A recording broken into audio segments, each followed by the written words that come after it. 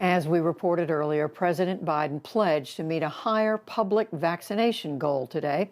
Right now, more than 1 in 5 Americans have received at least one dose of a COVID vaccine. But in many areas of the country, people who are eligible are still struggling to get vaccinated. John Yang reports on some volunteers who are stepping in to help.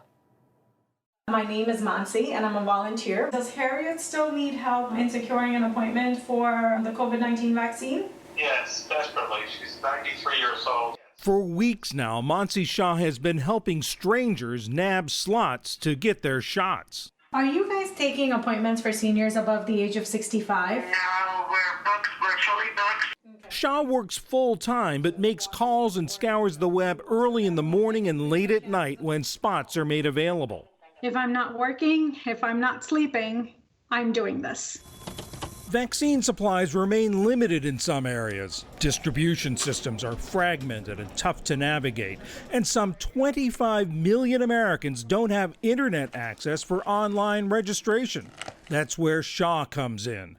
As soon as I find something, I will be calling you. She started by helping her parents. My mom doesn't speak English, and my dad's not the most tech savvy, so I just felt really bad about how inequitable the reach was. Now she's helping folks she's never met, like Sandy Cosentino, who put pen to paper to describe her circumstances. I am homebound for the greater part of my day, always cautious. I stay on the side of caution because I have 2 underlying conditions. But she couldn't find an appointment until W Girls, a nonprofit, connected her with Shah. Mansi said to me, "Don't worry, Sandy, I'm going to help you." I call her my guardian angel.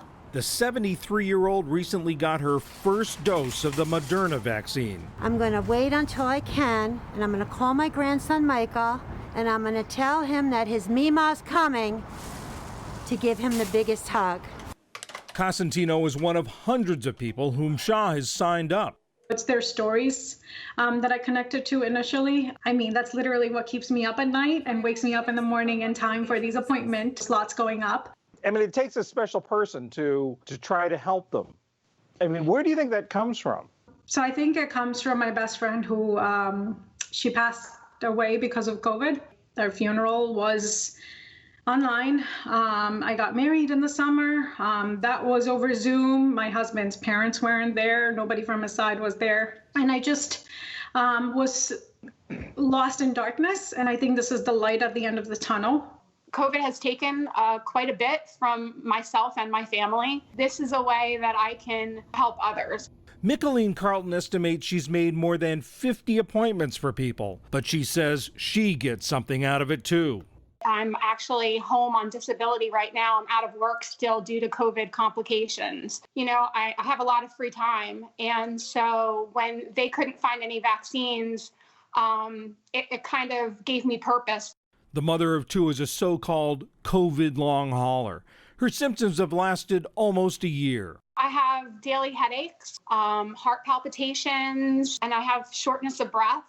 Does that give you an added mission here that you really want to help people get vaccinated to avoid what you went through? I don't want anyone to have to go through what I go through. I struggle every day. Some days my headaches are so bad that I can't look at a computer screen or even a phone where it's just too much for me. But the days that I can, and I can help other people, it makes me feel unbelievably happy to offer this to somebody. Getting an appointment is like winning the lottery. The feeling you get when you get that appointment is just one that is unmatched. 15-year-old Elizabeth Decker is part of a group of 9th graders who've secured more than 600 appointments for New Jersey residents. Alexa Walters, who's 14, started the effort. We look on Facebook groups, Twitter drops, literally anywhere that offers advice, we probably have looked there. The girls use social media to search for drops, times when appointments become available on websites, and then sprint to sign up. It takes time. They do go out quickly. It's frustrating, but it's so rewarding in the end. The teens even got a slot for their township's deputy mayor, Victor Sordillo. He'd been trying for 10 weeks. It reminded me of when I was younger, and I used to try to be the 12th caller on a radio show to win free tickets. You have to call and call and call, and most of the time they hang up on you, or you get a message that says there are no vaccines available at this time. And then I heard about this group. How long after that did they get an appointment for you? Well, let me tell you, she asked me when I was available. I told her that I was available Monday or Tuesday. I was getting my shot Tuesday. It was amazing, and I just don't know how they did it. Walters and her friends wish the process was easier for people. They should not be dropping appointments at 4 in the morning or at midnight. Why should elderly people or people with pre-existing conditions have to stay up until then and really have to fight other people in the same boat? It's a fight to get a vaccine, and it's not how it should be. Since not everyone has the technical skills needed for the complicated sign-up process, your appointment's at 1 o'clock. volunteers are offering help face-to-face. We're the computer interface for a lot of folks that don't have access, can't navigate their way to make an appointment.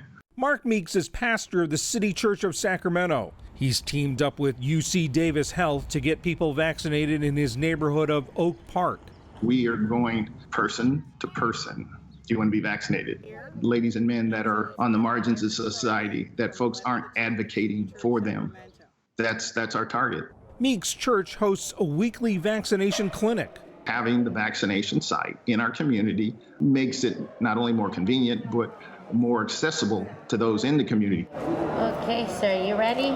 Since the first clinic a few weeks ago, more than 300 people have been vaccinated, like Cynthia McKinney. They said, come on in on Friday, and I was happy. Oh, my Lord. Be able to spend time with our family members would be so good for me. Meeks hopes to ramp up the effort every week to meet the need. People feel overwhelmed with the task,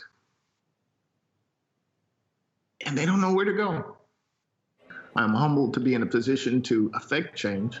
And as I keep telling our faith community, we don't know where this is headed. Only God knows. But we just have to be faithful to the task. Whether on the ground or on the web. For the PBS NewsHour, I'm John Yang.